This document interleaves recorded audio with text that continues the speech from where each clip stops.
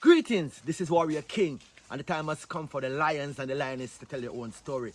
This is the lion's voice. Give thanks and praise for the wonderful blessing that's been poured on me. Give thanks and praise. Jah use I as an instrument to set the people free.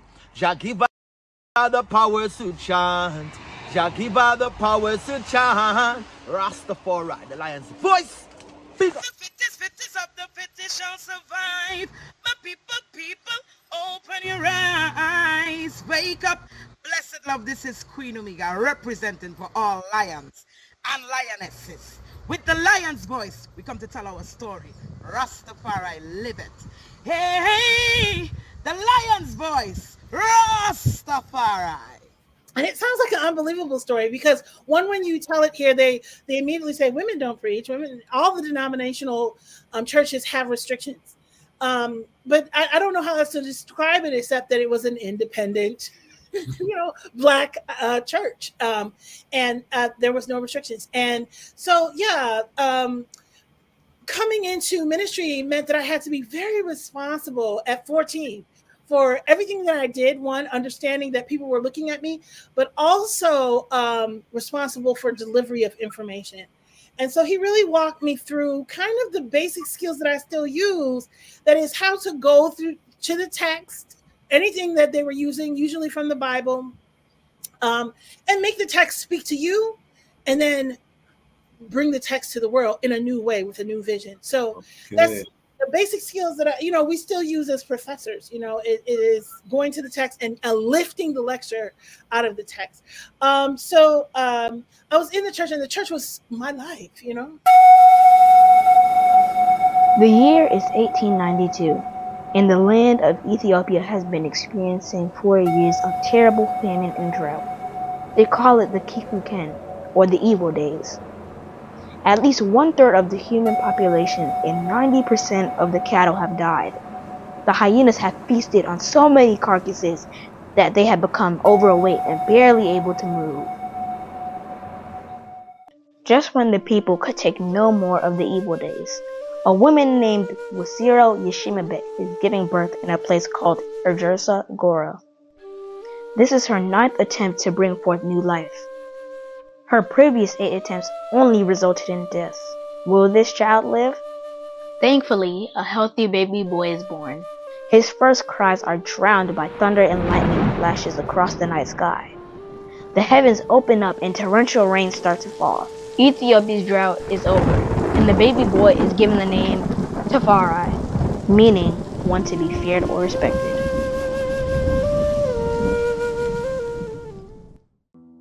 Lich Tafari's father, Ras Tafari, is a very important man in 1892 Ethiopia. Although he is overjoyed at the birth of his newborn son, he cannot spend much time with him. Ras Tafari is the governor of Harar and must get back to the famous walled city to deal with its affairs.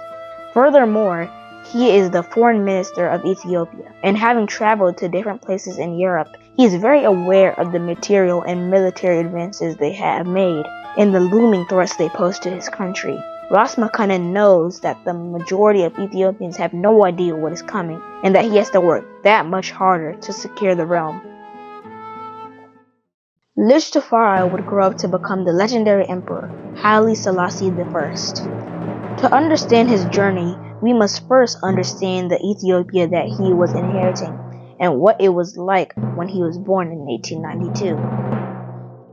Get your copy of Kwesi Bansu's book, Haile Selassie I, Ethiopia, Volume 1, The Rise of the Priestly Warrior Kings, and increase your knowledge about the history, politics, and culture of Ethiopia in 1892, and how it connects to the rest of African and world history at the time. Haile Selassie I, Ethiopia, Volume 1 is available for purchase at www.bookmanexpress.pub. Please visit for more information.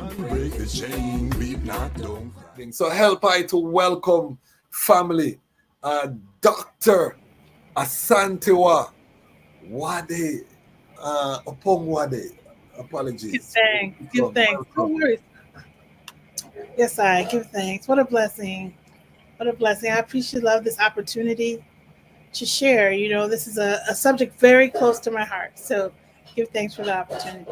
Yes, yes. And the I has been on this platform 2 times already, but we have never had a chance to really go into the iTrad. So if you allow I'm going to ask the I to step into the Lion Talk time machine and take us to the year of your birth. Where were you born? And take us just through your journey to Rastafari. How does Asantewaa become the professor of history that we see today? Um, first I would like to thank you for asking me to do this, because for a long time I just really just do not share my story publicly.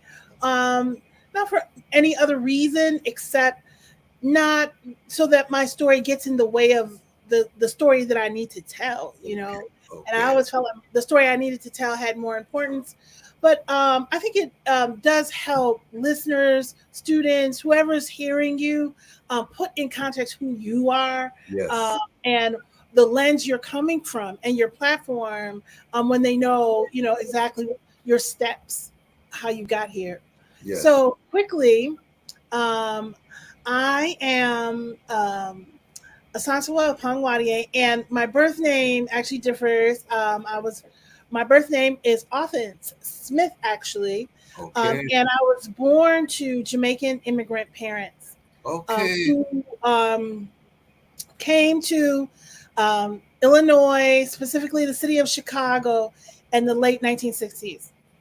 And as it turns out, I'm the third of four children. So by the time of my birth, my parents had moved out of the city. They kind of were very privy, as a lot of immigrant families are, to, wait, this city is not what was promised to us when we were in Jamaica. There were several dangers in the city of Chicago, and they just didn't want that for their children. So they moved us further out. And as it turns out, that would be very instrumental into who I would become. So okay. I actually was born in the city of Evanston, which is a suburb just maybe not even 10 minutes outside of the city of Chicago. Um, and in that little city, it's a college town. It's the home of Northwestern University.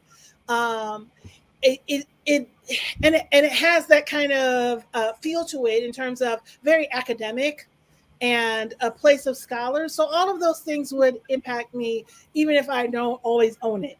You know, matriculated through their school system all the way from K through 12 in the city of Evanston, and would graduate and go on to the University of Illinois, Chicago. But if I back up a little bit, I need to say that my parents were both pastors. And Okay. with my father running an independent Jamaican church that served the Jamaican community in Chicago. There were many, and a lot of people had come to the city of Chicago on visas to be domestic helps to the rich white families that lived on the Lake Shore. So they all needed to be churched, and he developed an independent church. And the good thing about coming up in an independent church was that, one, there was a model for it in Jamaica, right? And so he just transferred that model here. But also for me, was that it was not gender restrictive. There's so many, as I found out later in life, a lot of the churches are gender restrictive in that women don't preach, women don't preside over services or anything like this. But because it was not gender restrictive, my father saw in me, I would say, the ability to serve, and he invited me into ministry at the age of 14. Oh, So wow. yeah, I was ordained. And it sounds like an unbelievable story because, one, when you tell it here, they immediately say women don't preach. Women, all the denominational churches have restrictions. But I don't know how else to describe it except that it was an independent, black church, and there was no restrictions. And so, yeah, coming into ministry meant that I had to be very responsible at 14 for everything that I did. One, understanding that people were looking at me, but also responsible for delivery of information. And so he really walked me through kind of the basic skills that I still use. That is how to go through to the text, anything that they were using, usually from the Bible, and make the text speak to you, and then bring the text to the world in a new way with a new vision. So that's the basic skills that we still use as professors. It is going to the text and lifting the lecture out of the text. So I was in the church, and the church was my life. Wow. There would be no reason for me ever to even dream about leaving that church. That explains so much, because your delivery is very, you have that delivery, that captivating delivery. So now I'm connecting the dots. I didn't know that you were from my homeland of Jamaica either. So my eyes are open. But continue. Go ahead. Yeah, and so my students say that all the time. Oh, you were a preacher. I get it, right? So yeah, it was that you use words to reach people. You don't leave words just sitting there. Words have to be infused with a spiritual power. That was basic to the Pentecostal experience that I came up in.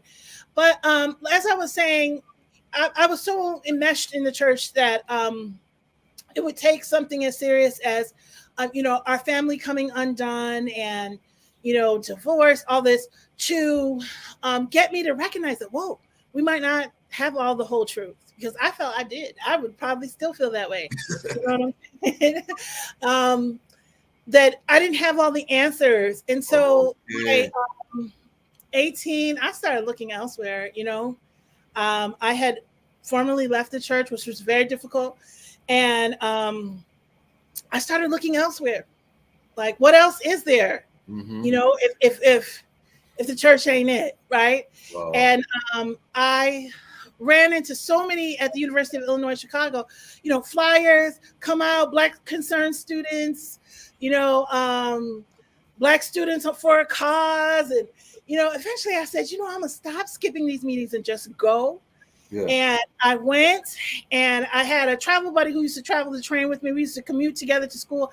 And she was like, I'm not going. I don't believe in that. But I was so firm in my mind that I was like, I don't need your company. I appreciate you, sis, but I'm staying. Right. Yeah. And that would open the next chapter of my life in terms of becoming a Black nationalist.